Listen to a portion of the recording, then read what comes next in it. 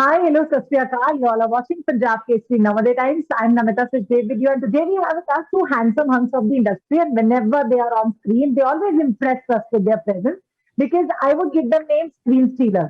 Yes, so we have with us Bhanu Uday and Pranay Pachauri, who's with us right now. Bhanu, Pranay, welcome to Punjab Kesari Namaste Times. कैसे हैं आप दोनों? Thank you so much for having us. Very good and very sweet of you to say such nice things about us. Then it's an honor for me having both of you here और वो भी same family of colors में decide करके पहना दोनों ने. ऐसे ही लग रहा है ना? है. I actually love him. I'm very fond of Pranay, so maybe our vibes are connecting in terms of our style. हाँ हाँ. तो ये क्रैश कोर्स में भी वाइब कनेक्ट कर रही है. कैसे हुआ क्रैश कोर्स? पहले तो ये बताओ, फिर बताना वाइब्स कितनी कनेक्ट कर रही है दोनों की. स्टार्टिंग में क्यों जानी? हुआ वैसे ही जैसे यूजुअली होता है. एक ऑडिशन था और मैं ऑडिशन के लिए गया. फर्क सिर्फ इतना था कि यूजुअली वो एक ऑडिशन प्रोसेस बहुत ही लंबा, पेनफुल और ह्यूमिलिएटिंग, सोल क्रशिंग, ये सारे वर्ड्स आप और कितने भी डाल सकते हैं. यूजुअली वो होता है. इसमें वैसा नहीं था. इसमें गया और मैंने किया. आई थिंक टेक भी सिर्फ एक ही टेक किया और मैं आ गया. और ऑब्वियसली ये सोचा कि कभी नहीं होगा, जैसे यूजुअली एक्टर्स की जिंदगी में 9% चीजें नहीं होती हैं. लेकिन ऊपर वाले की कृपा थी कि एक हफ्ते बाद फोन आया कि भाई हो गया. मैंने कहा अच्छा हो गया, बहुत सिंपली हो गया सब कुछ. और इसमें लेकिन स्ट्रगल दूसरा था. ये हुआ था मार्च 2019 में. जैसे किया उसके बाद लॉकडाउन हो गया. एक महीने बाद शूटिंग थी, फिर हो गया लॉकडाउन, फिर खुला, फिर दोबारा वो दूसरा लॉकडाउन. तो हमारा था कि भाई इतने सारे उसके बीच में कब फाइनली हमारा शो स्टार्ट होगा. तो ऐसे हुआ हमारा. Okay okay, very interestingly you told. अभी आपकी स्टोरी कितनी इंटरेस्टिंग थी प्रणय?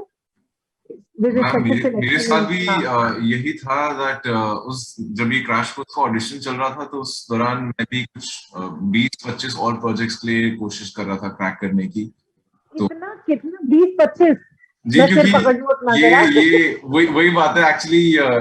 हफ्ते में हम आई थिंक भानु सर भी एग्री करते इस बात से कि अगर चाहे तो हफ्ते में तो हम ऐसे 10-10-30 मतलब 10-15 ऑडिशन तो आगे करते रहो, क्रैक करते रहो, क्रैक. तो पर यही था कि वो कभी कभी थोड़ा आप थक भी जाते हैं दे के, दिमाग काम करना बंद कर जाता है. पर यही था कि मैंने ये ऑडिशन जाके दिया. क्यों बट लेकिन इंटरेस्टिंग मेरे लिए इसलिए था क्योंकि एक फिजिक्स प्रोफेसर का ऑडिशन था और सीन था बहुत ही इंटरेस्टिंग था क्योंकि वहां पे मैं एक्चुअली पूरा सीन ही यही है कि मैं बच्चों को पढ़ा रहा हूँ. तो ऐसा लाइफ में कुछ किया नहीं था. लेकिन कुछ मेरी फॉन्ड मेमोरीज हैं जो मेरी टीचर्स प्रोफेसर्स के साथ, उनको मैंने कॉपी करके ढाला और कोशिश करी कि कुछ एक नया बना के करता हूँ. तो अब फॉर्चुनेटली वो दैट वर्क. उनको डायरेक्टर सर विजय मौर्य को अच्छा लगा एंड एक हफ्ते में कॉल आ गया. लेकिन सर ने जैसे कहा कि पैंडेमिक शुरू हो गया था, we were all part of it and we would stay connected कि क्या हो क्या रहा है because it is so uncertain, specially second wave. कुछ समझ में नहीं आ रहा था क्या है कैसे है. But yet we went ahead and we shot this. So it was a very beautiful experience working with all of these great actors, the writer, director. बहुत ही young और बहुत ही passionate team है जिनके साथ आप collaborate करते हैं तो आपका ही एक best version निकल के आता है. तो मेरे लिए उस हिसाब से was a very enriching experience. एक चीज मैं ऐड करना चाहूंगा. मैं वही बता रहा हूँ. एक चीज ऐड करूंगा कि जब पैंडेमिक चल रहा था ना तो आपको याद होगा कि भाई बीच में ऐसा लग रहा था कि दुनिया खत्म हो चुकी है. जो दुनिया अब वो दुनिया नहीं रहेगी. तो मेरा दिमाग कह रहा था कि इसका मतलब एजुकेशन तो रहेगी नहीं. तो मतलब एजुकेशन आप कॉलेज तो जाओगे नहीं तो ये शो बंद हो जाएगा. तो मुझे ऐसा लग रहा था कि ये तो स्क्रिप्ट ही इररिलेवेंट हो जाएगी कि पैंडेमिक के बाद तो सब ऑनलाइन है. तो भाई हमारा तो है कॉलेजेस और कोचिंग इंस्टीट्यूट के बारे में. लेकिन अगर लोग वहां जाएंगे तो ये शो की स्क्रिप्ट तो इररिलेवेंट हो जाएगी. लेकिन फाइनली ऊपर वाले की कृपा से ऐसा नहीं हुआ और शो बना. नहीं तो मैंने अपने दिमाग में सोच दिया था खत्म, वो शो अब बनेगा ही क्योंकि एजुकेशन माइट चेंज. एब्सोल्युटली, बिल्कुल सही कहा. मतलब एक पल के लिए तो हमें भी लगा था कि यार बच्चे स्कूल में जाएंगे या नहीं, ऐसी जिंदगी बीत जाएगी. भानु, जैसे आपने बोला स्टार्टिंग पहले हो गई थी 2019 में, शूट शुरू हो गया था, फिर लॉकडाउन हो गया तो 2 साल आई थिंक 1.5-2 साल तो शूट नहीं हुआ. उसके बाद हमने देखा कि एक्टर्स या आर्टिस्ट जितने भी थे ना, उनकी हेल्थ भी काफी इफेक्ट हो गई थी. तो लुक्स में भी तो चेंजेस आ गए होंगे ना, फिर उसको कैसे मैनेज किया?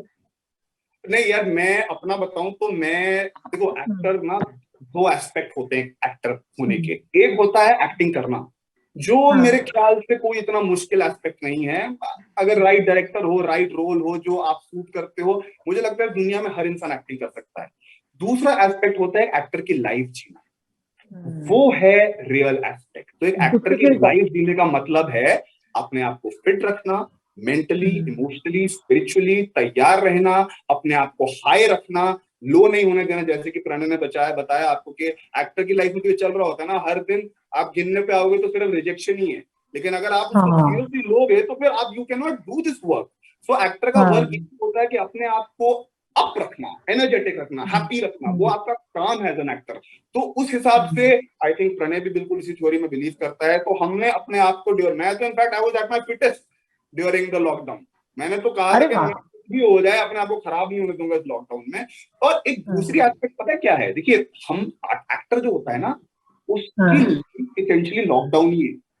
हमारा काम ये है ही नहीं कि हम रोज सुबह उठ के कहीं जाते हैं और हमको संडे को छुट्टी मिलती है, हम कभी काम के लिए जाते हैं।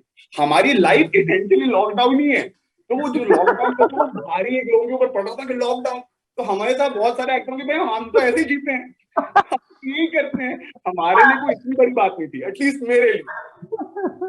Okay, nice. एक्टर की जिंदगी जो जर्नी होती है वो बहुत डिफिकल्ट होती है, हमेशा फिट रहना, इसका प्रेशर मुझे लगता है अपने आप में बहुत रहता होगा कि यार हमें तो अच्छे ही दिखना है ना। तो भानु क्या बोलेंगे इस बारे में, मतलब like it's a continuous pressure on all the actors I believe. मैं आपको पहले वो स्टोरी का एंड सिर्फ मेरी फिटनेस पे नहीं था, वो स्टोरी का एंड ये था कि उसके बाद क्रैश कोर्स से पहले मैंने एक शो किया था जिसके लिए उन्होंने मुझे कहा now you have to put on 10 kg।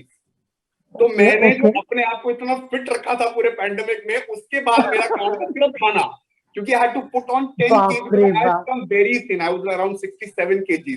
तो फिर जब मैंने उस शो के लिए अपना वेट बढ़ाया और उसके 1 महीने बाद क्रैश कोर्स था, तो फिर मेरा काम था अब दोबारा अपने आप को जितना मैं वो 10 kg से जितना कम हो सकूं उतना करूं। लेकिन इसमें मैंने नोटिस किया कि यार ऊपर वाला ना बहुत सपोर्ट करता है। सो इन दैट प्रोसेस ना, the weight I went into crash course with was perfect for crash course. वो एक now when I see him, देखिए हम भी ना जब फाइनल प्रोडक्ट रिवील होता है और फाइनली जब आप थोड़ा दूर से देखते हो, आपको एक ऑब्जेक्टिविटी मिलती है, तो आपको रियलाइज होता है कि मैं नहीं हूँ, ये वो कैरेक्टर है, अगर काम अच्छा हुआ हो तो। अब मैं जब इसको देख रहा हूँ ना, मेरे को लग रहा है अरे हाँ यार ये परफेक्ट है, जिस तरह से होना चाहिए था शशांक को, ये वैसा है।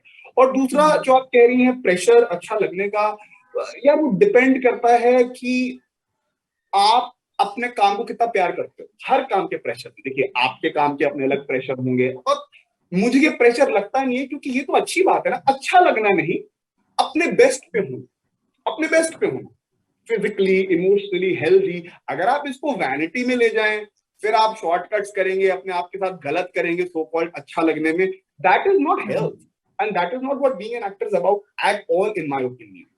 And I about being at your best at all times, no matter what life is throwing at you. और ये मुझे लगता है कि अच्छा एटीट्यूड है। तो ये अगर प्रेशर भी है तो मुझे अच्छा लगता है। भानु और प्रणय, अब जरा हमें ये बताएं कि आपकी जो वाइफ ये ऑफ कैमरा इतनी मैच कर रही है, ऑन कैमरा कैसी हुआ करती थी? वाइट येलो ब्लू, मतलब कमाल, मानना पड़ेगा। बैकड्रॉप में व्हाइट येलो, इनके भी backdrop master I be very honest, मैं ये हमेशा नहीं होता। मैं यूजुअली जब सेट हूँ, मैं वहां अपना काम करने जाता हूँ और लोगों के साथ मैं प्रोफेशनली डील करता हूँ, लेकिन कभी कभार ऐसा होता है कि यू जस्ट कनेक्ट। कोई आपको इंसान इतना प्यारा, इतना अच्छा, इतना ओपन इंसान मिलता है कि आप कनेक्ट करते हैं। इनफैक्ट हम जब क्रैश कोर्स शूट कर रहे थे तो पहला दिन था शूटिंग का, आप सोचिए पहला दिन था शूटिंग का, पहला सीन था प्रणय का और दूसरा हम दोनों का साथ में। मैं बाहर बैठ के वेट कर रहा था और प्रणय को उसका सीन करते हुए देख रहा था, सुन रहा था। इमीडिएटली वो सीन खत्म हुआ और हमने एक सीन साथ किया स्टार्ट, और इतना, और वो बहुत ही वो इंटेंस सीन था जो मेरा और प्रणय का सीन था साथ में। वो कोई ऐसा हल्का फुल्का सीन नहीं था, और वो इतना स्मूथ हुआ और मुझे ऐसा लगा कि इतना अच्छा हुआ। मैंने कहा यार ये क्या कमाल हो गया, and we connected immediately as people. हम ट्रैवल्ड, हम पूना में शूट कर रहे थे, अभी travelled back to Bombay together. Usually मैं नहीं ट्रैवल करना पसंद करता हूँ किसी और एक्टर के साथ, क्योंकि नॉट गेटिंग अलोंग, फिर जबरदस्ती की बातें और small talk, like small talk. But with him I loved it and we would sit down to dinner together. तो इनफैक्ट जब हमें पता चला कि आज हमारे ये इंटरव्यू भी साथ में होने वाले हैं, I was very happy because I really love him. He's a very wonderful, unique and very brilliant actor, very nice human being. You know, I really love him. तो बाप रे, इतनी तारीफ हो गई, ये तो मतलब कुछ ज्यादा ही हो गया। और मैं तो सोचती हूँ कि ये हाफ इंटरव्यू कट कर देती हूँ, 16 इंटरव्यू में भी पूछूंगी भानु से, भानु अब बताओ। Just kidding. Now Pranay, your turn.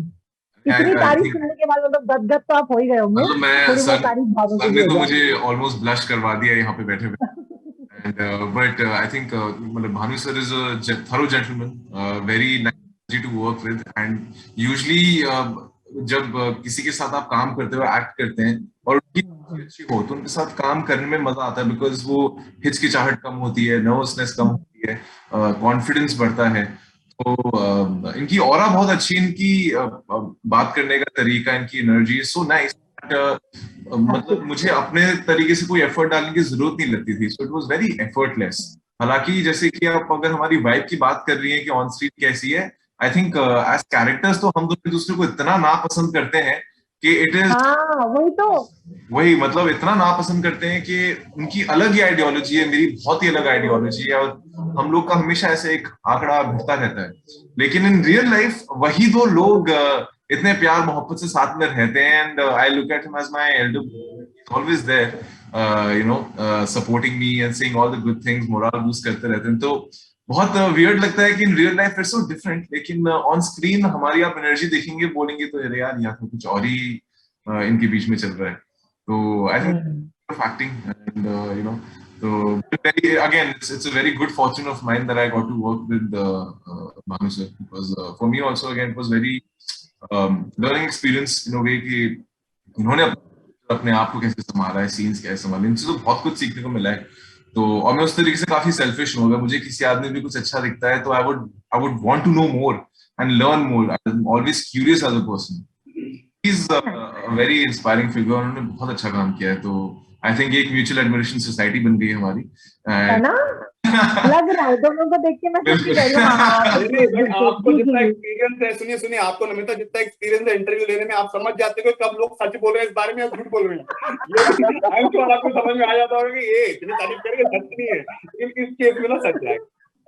नहीं ऑब्वियसली एब्सोल्युटली, वो इतनी अच्छी बातें हो रही हैं। तो मैं ये भी जानना चाहूंगी कि कोई ऐसी अनोइंग हैबिट भी है, जब इतना अच्छा सब कुछ लगता है तो कुछ अनोइंग भी लगता है एक इंसान में, तो भानु को कौन सी अनोइंग हैबिट लगती है? अभी ये भी सच सच बता दो भानु। मुझे ऐसा लगता है कि हमारे शो में इनफैक्ट यूजुअली हाँ सबसे एक आदत क्या होती है एक्टरों की, मैं आपको बताऊं, जो इस शो में बिल्कुल नहीं थी। एक्टर जहां बैठ जाते हैं ना, अपने डायरेक्टर की और अपने प्रोड्यूसर की पिचिंग करते हैं। That is what an actor में टाइम पास होता है। लेकिन माइक बंद करके, माइक ऑफ करके, माइक ऑफ करके, आपने भी क्यों ये मतलब ये आप एक्सपीरियंस से बोल रही हैं क्या? हमारे शो में ना मनीष सर और विजय भाई इतने ब्यूटीफुल लोग हैं, इतने कमाल के लोग हैं कि अब मैं रिपीट कर रहा हूँ कि अरे यार कभी ऐसा हुआ ही नहीं। बिकॉज उन दोनों की सबसे बड़ी क्वालिटी, देखिए अगर हम उनकी क्वालिटीज की बातें करेंगे ना तो मैं बहुत ज्यादा बोलने लगूंगा, लेकिन एक बात मुझे बोलनी ही पड़ेगी मनीष सर और विजय भाई दोनों के बारे में। देखिए मैं नसीर भाई का एक इंटरव्यू सुन रहा था कुछ टाइम पहले, नसीरुद्दीन शाह का, तो उनसे किसी ने पूछा कि आपको अपने पूरे करियर में किसके साथ काम करके अच्छा लगा, तो उन्होंने शेखर कपूर और साई परंजपी का नाम, तो उन्होंने कहा क्यों? पूरे करियर में सोचिए 60-70 साल का उनका करियर है। तो यार उन्होंने ना मुझे कभी जज नहीं किया, उन्होंने मुझे कभी ऐसा फील नहीं करा कि मेरा कोई टेस्ट चल रहा है। मैंने कहा wow, even Naseeruddin Shah feels the same way. Actor को ना हमेशा ऐसा फील कराया जाता है, पता नहीं जानबूझ के या शायद एक्टर को ऐसा, एक्टर बेसिकली वल्नरेबल पोजीशन में तो होता ही है कि उनका टेस्ट है और उसको टेस्ट पास करना है और लोग बैठे और जज करें कि बताओ देखते हैं आप तुमने कितना। मनीष सर और विजय भाई आपको ऐसे एम्ब्रेस करते हैं, अपने फोल्ड में लेते हैं कि आपको ऑलरेडी पास हूं तभी मैं यहाँ पे हूँ। वो आपको इतना रिलैक्स, इतना कंफर्टेबल, इतना कॉन्फिडेंट करते हैं अपने बारे में that you are able to give your best. You are not thinking about अरे मेरे को क्या सोचेंगे, तो आपको पता है वो आपके बारे में अच्छा ही सोच रहे हैं। You are just able to express yourself fully. और ये उन दोनों की इतनी, I don't know Pranay will remember, हमारा जब पहला सीन हुआ, पहले सीन का खत्म होने के बाद विजय मौर्य जो हमारे डायरेक्टर हैं वो आके ऐसे डांस कर रहे थे, पता लगा सीन हुआ। वाओ यार, डायरेक्टर सो हैप्पी। यूजुअली बहुत सारे डायरेक्टर पे कुछ भी कर दो, चाहे वो कुछ भी आपको दिखाएंगे नहीं, बहुत सारी गेम होती हैं, लेकिन you know with these two people they are wonderful wonderful human being. Sana, आप क्या बोलना चाहोगे अपने डायरेक्टर साहब और मनीष के बारे में, द क्रिएटर बेसिकली?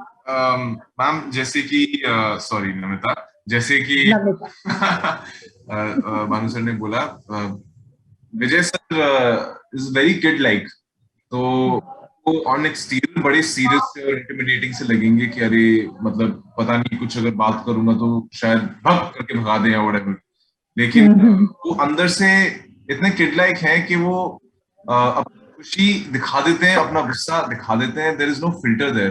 तो जैसे उन्होंने बोला कि हमारा जब सीन खत्म हुआ था वो नाच रहे थे, and that was the first shoot and it was a very tough day of shoot, क्योंकि हम बजे से शूट शुरू किया था, एंड सुबह सुबह उठना करना ये सारी चीजें, पहला सीन ही इंटेंस, सीन भी इंटेंस, सो उन पे बहुत ज्यादा लोड आता है। तो but he was so happy with the way things went ahead, we were very relieved and happy that you know to see our own director dance like a kid and be so wow. हम में ही confidence instil किया that you know मैं इस kind of validation तो बिल्कुल जीना चाहता हूँ जहाँ पे कि क्या बात है। of mine, if Vijay sir dances, then you know my day is made.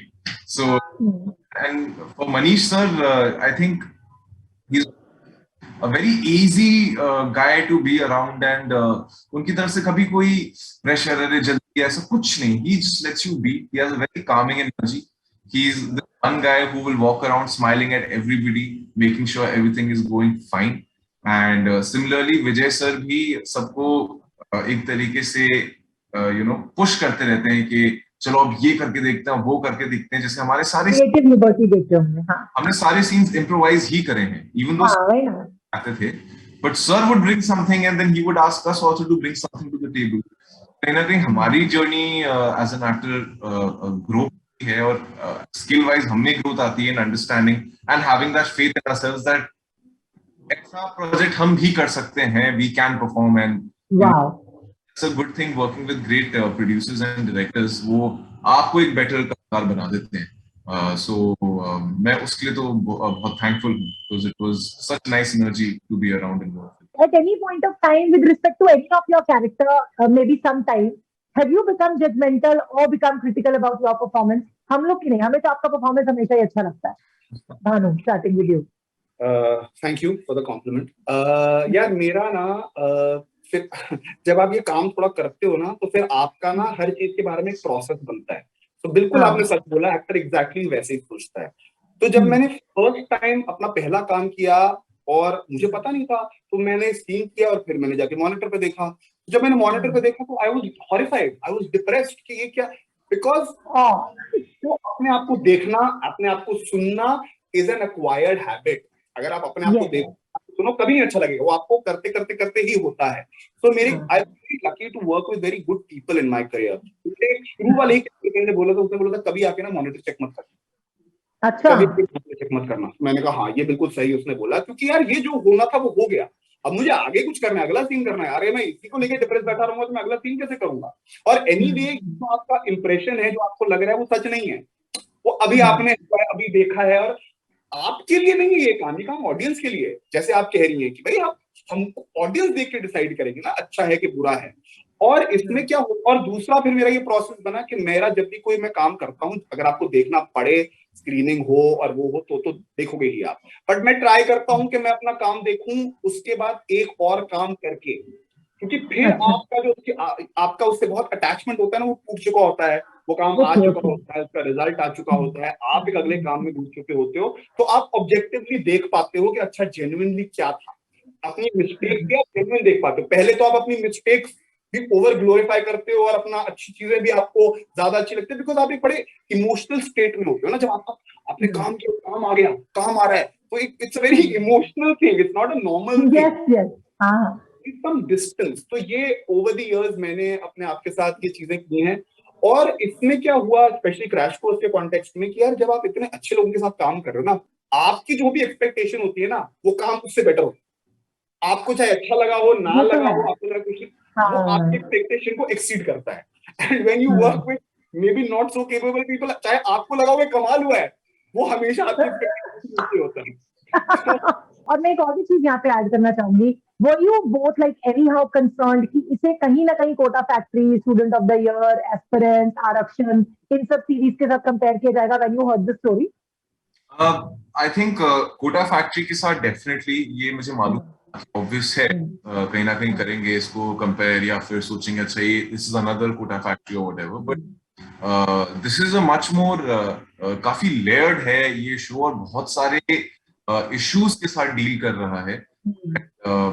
It's not just focusing on a student's life, it's also focusing on competition or the psyche of people who are running these institutes, कि वो कैसे institute बनते जा रहे हैं, कहाँ एक motive होता है पढ़ाई जो एक नोबल कॉज है उसको कैसे बिजनेस में तब्दील किया जा रहा है और किस तरीके से फायदा उठाया जा रहा है. अब उस बिजनेस को ऊपर बढ़ाने में, नंबर 1 बनने में, नंबर 2 बनने में क्या चलता रहता है, कैसे माफिया होता है, क्या चीजें हैं, इतना कुछ आपको समझ में आता है कि गूज बम्स आ जाते हैं कि यार मतलब पढ़ाई, किसी बच्चे को उसका करियर बनाना है, उसके पीछे इतना बड़ा बिजनेस, इतनी बड़ी चीजें चलती हैं. सो उस हिसाब से हमने इस सीरीज में काफी लेयर डाली है. तो आप जब देखेंगे तो ये एक पूरी होलसम आपको एक वर्ल्ड, पूरी होल वर्ल्ड दिखेगी of this entire world of Kota. Whereas in Kota factory in other areas, it's a very different aspect. They're only dealing with one aspect of the life, the students, unki life, ye wo. Here it's a complete world. Happening, the kind of people in Kota, kaise log ke sath deal karte ho, kya hota hai, and all of that. मुझे लगता है वो काफी relate करेगा with kids, with parents, and even all the working class people, because we've all gone through this crash course in our life. Where जल्दी पढ़ाई, जल्दी चीजें, ये करना है, यहाँ जाना है, वहां जाना है, ठहराव नहीं है कहीं भी. तो उस हिसाब से मुझे लगता है ये काफी लोगों के साथ रेजोनेट करेगा. तो आप दोनों के साथ भी ऐसा हो चुका है ना वैसे क्रैश कोर्स टाइप अपने लाइक पढ़ाई के टाइम पे जब स्कूल में, कॉलेज में थे? बिल्कुल हुआ है. And one of the reasons कि मुझे ये कैरेक्टर जो मैं प्ले कर रहा हूँ इतना एक्साइट किया था, क्योंकि इट इज मेरे दिमाग में मैं समझ गया था कि यार ऐसा character is the kind of teachers and professors we need in our education. You know, only then we can expect कि चलिए ठीक है, बच्चे तो हैं फ्यूचर ऑफ द कंट्री, लेकिन उन बच्चों को मोल्ड करने वाला कौन है?